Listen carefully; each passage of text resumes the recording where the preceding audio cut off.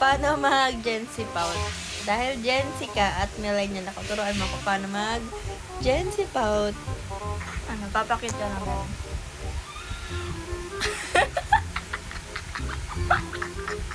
Paano?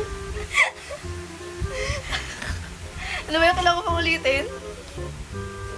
Isa pa. Natawa ko.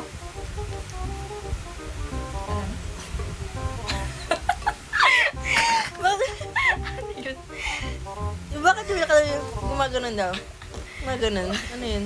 Ano, wala lang. Wala. Parang ano lang namin. Papakit Paano nga? Turuan mo ko. Ganun. Ganyan? Mga ganyan. Yes, saka nang ganap na Gen Z. Sino pala kailangan gumanon? O ba naman kasi ganun, pero kala mo. Ganyan ba?